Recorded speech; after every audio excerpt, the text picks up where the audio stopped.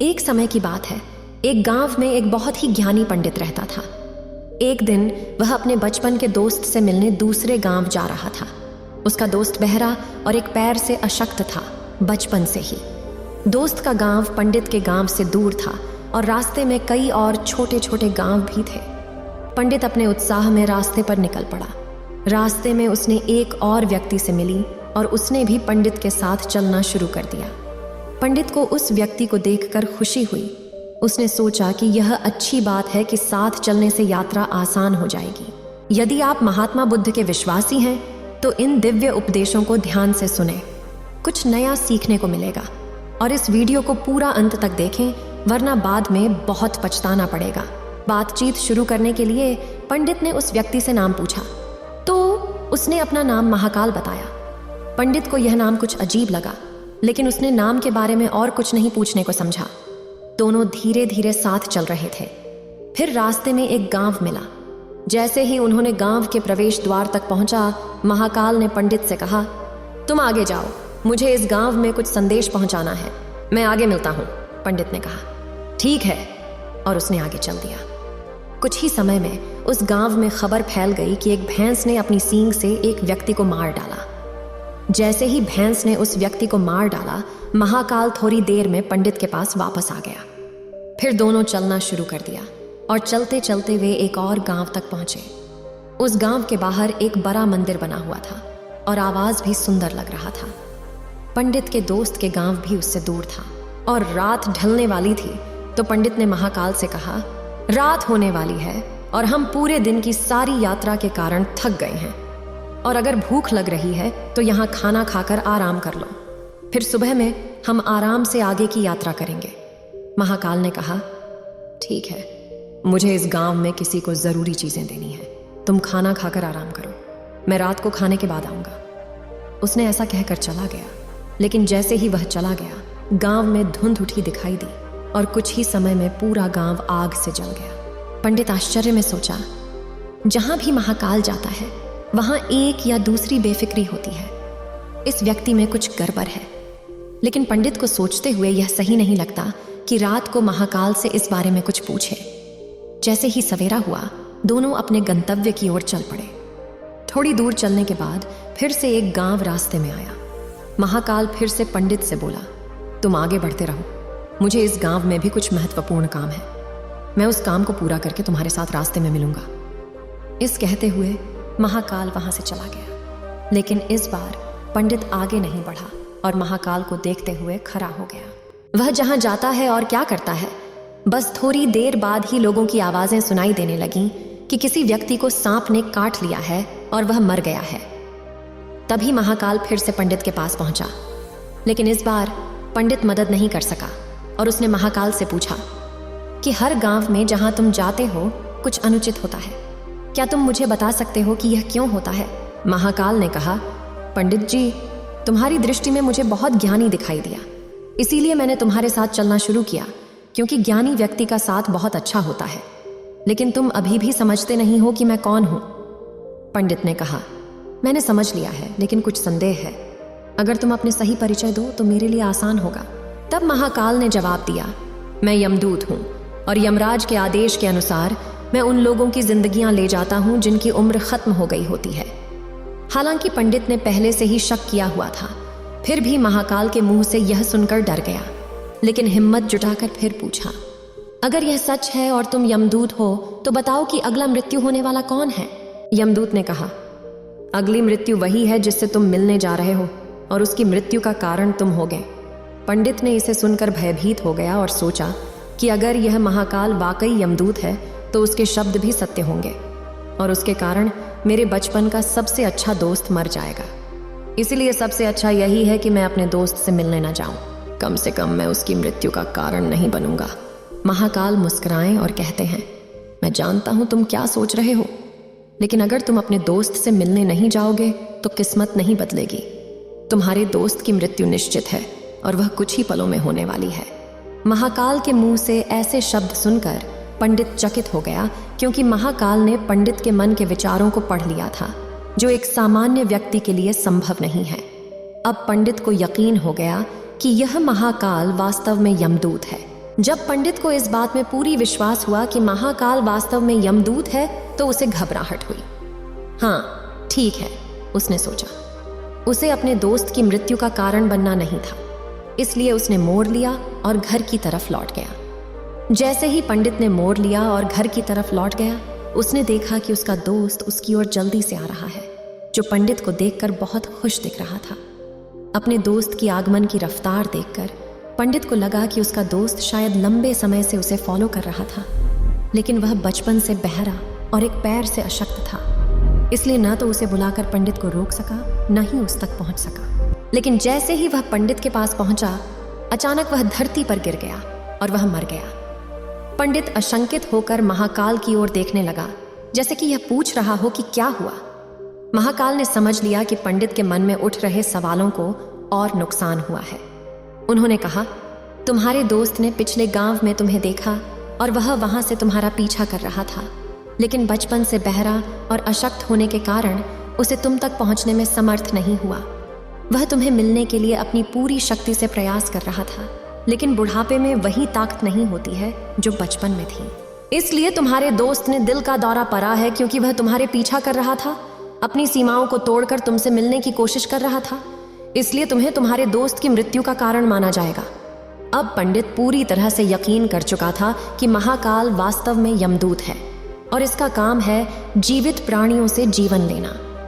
लेकिन पंडित एक ज्ञानी व्यक्ति थे, उन्हें भी झांक था कि मृत्यु पर किसी का भी नियंत्रण नहीं होता, हर किसी को एक दिन मरना होता है। उसको ऐसा सोचकर उसने अपनी हिम्मत जुटाई, लेकिन अचानक पंडित को अपने मृत्यु के बारे में जानने की इच्छा हुई। इसलिए उन्होंने महाकाल से पूछा, मेरे दोस्त को मरने के करीब था तो तुम शुरुआत से ही मेरे साथ क्यों चल रहे थे? महाकाल ने इस सवाल को सुनकर खूब हंसी में भर दी और कहा, मैं सबके साथ हर पल चलता हूं, लेकिन लोग पहचानते नहीं हैं, क्योंकि लोगों को अपनी समस्या के सिवाय किसी व्यक्ति, चीज या घटना पर विचार करने या देखने का समय नहीं होता। पंडित ने कहा, तो क्या तुम मुझे बता सकते हो कि मैं कब, कहां और कैसे मरूंगा? महाकाल ने कहा, यह तो किसी भी साधारण प्राणी के लिए अच्छा नहीं होता कि उसे अपने मृत्यु के बारे में जानने की कोई इच्छा हो, क्योंकि जैसे ही किसी जीवंत प्राणी को उसकी मृत्यु के बारे में पता चलता है, उसे दुख होता है। लेकिन तुम्हें तो बुद्धिमान व्यक्ति लगते हो, और जैसे कि तुमने अपने दोस्त की मृत्यु को सहन किया है, देखकर ऐसा लगता है कि तुम अपनी मृत्यु के बारे में जानकर भी उदास नहीं होगे। इसलिए सटीक 6 महीने बाद और आज के दिन तुम किसी दूसरे राज्य में फांसी लगकर मरोगे। और सबसे आश्चर्यजनक बात यह होगी कि तुम स्वयं खुशी से उस फांसी को स्वीकार कर लोगे। इसके बाद महाकाल ने वहां से जाना, क्योंकि अब महाकाल को पंडित के साथ आगे बढ़ने का कोई कारण नहीं था। इसके बाद पंडित ने अपने दोस्त का शव संस्कार किया और जितना संभव हो सके अपने रिचुअल किए और अपने गांव वापस चले आए। लेकिन चाहे व्यक्ति कितना भी ज्ञानी क्यों न रहे, अपनी मृत्यु के बारे में जानकर दुखी होता है और उसे मृत्यु से बचने का कोई रास्ता ढूंढता है। इसलिए पंडित भी वैसा ही करते हैं, क्योंकि पंडित विद्वान थे, इसलिए उनकी पहचान वहां के राजा तक पहुंची हुई थी। पंडित सोचा कि राजा के पास कई बुद्धिमान मंत्रियां हैं, वे मेरी मृत्यु संबंधी समस्या का कुछ समाधान निकालेंगे। इस सोच में पंडित राज दरबार पहुंचता है और राजा को पूरी घटना का विवरण सुनाता है। राजा ने अपने मंत्रियों को पूरी समस्या का बयान किया और उनकी सलाह मांगी। अंत में सभी मंत्रियों ने मिलकर यह कहा कि अगर पंडित का कथन सत्य है तो उसकी भी मृत्यु 6 महीने के बाद ही होगी, लेकिन मृत्यु तभी होगी जब वह किसी दूसरे राज्य जाएगा। अगर वह किसी दूसरे राज्य नहीं जाता तो मृत्यु नहीं होगी। मंत्रियों की सलाह राजा के लिए भी सही थी। इसके बाद पंडित के रहने के सभी व्यवस्थाएं राजमहल में हो गईं, लेकिन राजा के आदेश के बिना कोई भी पंडित से मिलने नहीं जा सकता था। लेकिन पंडित किसी भी स्थान पर जा सकता था ताकि पंडित को ऐसा न लगे कि वह राजा की कैद में है। लेकिन डर के कारण पंडित खुद कहीं भी नहीं जा रहा था। धीरे धीरे महीने बीतते गए और पंडित की मृत्यु का समय नजदीक आने लगा, और आखिरकार वह दिन आया जिस दिन पंडित की मृत्यु होनी थी। इसलिए उस दिन से पहले की रात पंडित ने डर के कारण जल्दी सोने की कोशिश की, ताकि रात जल्दी से बीत जाए और अगले दिन आ जाए, ताकि मृत्यु से बचा जा सके। लेकिन पंडित को सोने की समस्या थी और उसे खुद अपने रोग के बारे में पता नहीं था। फिर राजा, मंत्री या किसी भी कानूनी व्यक्ति को बताने की तो बात ही नहीं थी। पंडित अपनी मृत्यु के बारे में बहुत परेशान थे, इसलिए उन्हें पिछले कुछ दिनों से ठीक से नींद नहीं आ रही थी। और सोने की वक्र रोग एक ऐसी बीमारी है जो जब किसी व्यक्ति को ठीक से नींद नहीं आती है तो होती है। इसलिए उसी रात पंडित को नींद में सोने का एक वक्र रोग आया। उसने उठकर राजमहल छोड़ दिया और अस्त व्यवस्था से गौशाला की ओर चला गया। क्योंकि पंडित राजा के विशेष अतिथि थे, इसलिए कोई गार्ड उसे रोकने नहीं आया और न ही कोई पूछताछ की। गौशाला पहुंचकर उसने सबसे तेज घोड़े के पीछे सवारी की। वह अपनी नींद में एक दूसरे राज्य के सीमा को पार कर गया। न केवल वहां के राजमहल तक पहुंचा, बल्कि उसने एक दूसरे राज्य के राजा के महल तक भी पहुंच गया। उस राजमहल के गार्ड भी उसे रोकने नहीं आए और न ही कोई सवाल किया। सभी लोग सोने की हालत में थे क्योंकि यह रात की आखिरी चौकी थी। पंडित सीधे राजा के बेडरूम तक गया जहां राजा और रानी सो रहे थे। पंडित भी वहां गया और वहीं सो गया। सुबह होने पर राजा ने पंडित को रानी के साथ सोते हुए देखा तो उसका बहुत गुस्सा हुआ और राजा ने पंडित को जेल में बंद करने का आदेश दिया।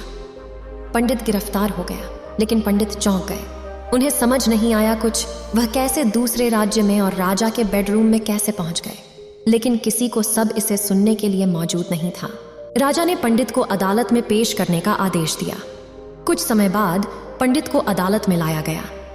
राजा ने पंडित को देखकर इतना क्रोधित हुआ कि उसे फांसी पर चढ़ाने का आदेश दिया।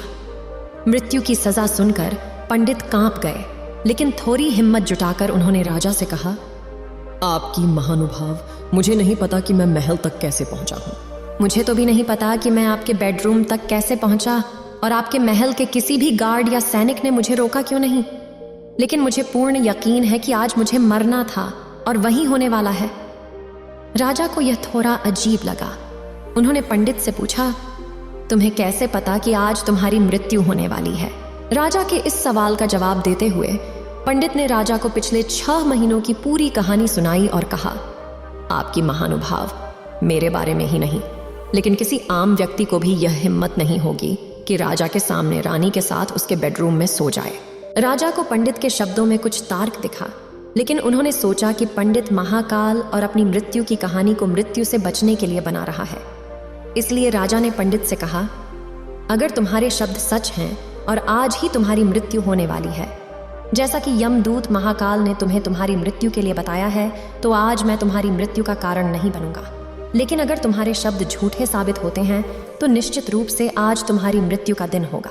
क्योंकि पंडित के आए हुए राज्य का राजा इस राजा का दोस्त था, इसलिए राजा ने तुरंत अपने कुछ सैनिकों को पड़ोसी राजा के पास भेज दिया और पंडित के शब्दों की सच्चाई के प्रमाण की मांग की। शाम तक सैनिकों ने वापसी कर दी और उन्होंने राजा को बताया कि राजा, जो कुछ पंडित कह रहे हैं वह सभी सच है। पिछले 6 महीनों से पड़ोसी राजा ने पंडित के रुकने के इंतजाम किए थे। पंडित राजा के विशेष अतिथि थे। पिछले शाम राजा ने पंडित से अपने कमरे में आखिरी बार मिला और उसके बाद किसी को नहीं पता कि वह राज्य तक कैसे पहुंचा। इसलिए उस राज्य के राजा के अनुसार पंडित को मृत्यु दंड देना सही नहीं होगा। लेकिन राजा के सामने एक नई समस्या थी। उन्होंने बिना पूरी बात को जाने पंडित को मृत्यु दंड सुनाया था। इसलिए अगर पंडित को सजा नहीं मिलती है तो राजा के शब्द का अपमान होगा, लेकिन अगर राजा के शब्द का सम्मान किया जाए तो बिना किसी कारण के एक निर्दोष व्यक्ति की मौत हो जाएगी। राजा ने अपने सभी मंत्रियों से सुझाव मांगा तो मंत्रियों ने राजा को सुझाया, आपकी महानुभाव, पंडित को रॉ कॉटन की धागे से फांसी देनी चाहिए। इससे आपके वचन की मूल्य भी बनी रहेगी और पंडित को रॉ कॉटन की धागे से फांसी नहीं मिलेगी और उसकी जान बचेगी। राजा को अपने मंत्रियों के सुझाव पसंद आया और उन्होंने ऐसा करने का आदेश दिया। पंडित के लिए रॉ कॉटन की धागे से फांसी का फंदा तैयार किया गया। रूल के अनुसार पंडित की फांसी का आरंभ हो गया। सभी खुश थे कि न तो पंडित की मौत होगी और न ही राजा का वचन खाली जाएगा। पंडित को भी पूरा विश्वास था कि वह रॉ कॉटन की धागे से मर नहीं सकता, इसलिए उन्होंने भी खुशी से तैयार होकर फांसी को स्वीकार किया। जैसा महाकाल ने भविष्यवाणी की थी कि तुम खुशी से फांसी को स्वीकार करोगे।